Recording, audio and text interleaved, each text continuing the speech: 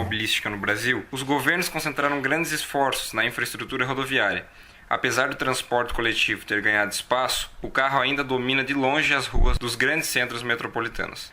São gastos recursos públicos de enorme monta na construção de túneis, viadutos, recapeamento e outras obras com foco no automóvel, um veículo que oferece uma má relação entre o espaço ocupado nas ruas e o número de pessoas transportadas.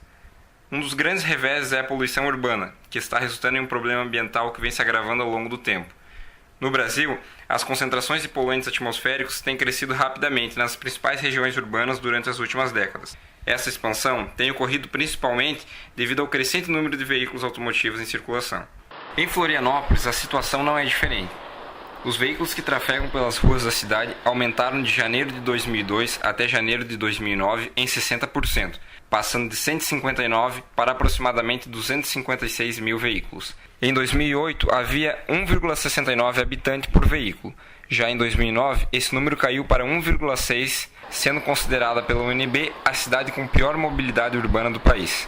Um dos gargalos da malha urbana da cidade é a Avenida Rubens de Arruda Ramos, mais conhecida como Avenida Beira-Mar Norte. Dados do Detran apontam uma velocidade média de 20 km por hora nos horários de pico, quando o tráfego é mais intenso. Segundo o relatório do Instituto de Pesquisa Econômica Aplicada para a Associação Nacional de Transportes Públicos, é possível estabelecer uma relação entre a velocidade média do automóvel com as emissões dos poluentes, bem como com o consumo de combustível. Segundo o 4º Batalhão da Polícia Militar, hoje, 170 mil veículos entram e saem da ilha todos os dias. O IPUF estima que 70% se direcionam para a Beira-Mar Norte, resultando em 119 mil veículos em ambos os sentidos da avenida trafegando. Dessa forma, estima-se que são liberados diariamente para a atmosfera, ao longo de seus 9 km de extensão, 3.046 kg de hidrocarbonetos, 34.675 de monóxido de carbono e 4.306 dos óxidos de nitrogênio. E o consumo de gasolina é de mais de 170 mil litros.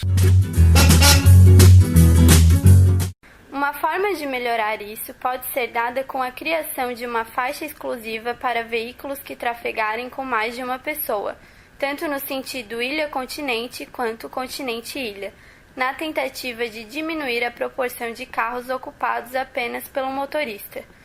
Mesmo os motoristas que não circulam com frequência pela avenida poderão identificar as faixas exclusivas com muita facilidade, devido à sinalização vertical e horizontal que orientam a circulação. Paralelamente, será criado um portal de relacionamento que visa o compartilhamento entre as pessoas de suas rotas diárias. Considerando o cenário em que 15% dos veículos que trafegam façam uso da política proposta, haverá uma redução de 10% dos veículos circulando e um decréscimo dos poluentes emitidos diariamente. Entretanto, segundo o IPEA, o acréscimo de 50 kg no veículo aumenta em 1% as emissões de gases e o consumo de combustível. Dessa forma, ao considerar um incremento pelo peso de 2 passageiros a mais, a redução dos poluentes será um pouco prejudicada. Por outro lado, os carros adeptos da política terão uma faixa que permite uma velocidade de tráfego de 80 km por hora, levando também a uma redução de emissões de poluentes. Assim, haverá uma redução nas emissões de hidrocarbonetos e monóxido de carbono, enquanto na emissão de óxido de nitrogênio, que é uma função diretamente proporcional à velocidade, haverá um acréscimo. Outro aspecto é o consumo de gasolina. Como os carros que aderirem à política trafegarão em uma via rápida, esse incremento de velocidade irá resultar em uma redução de cerca de 400 ml por carro no trajeto em questão.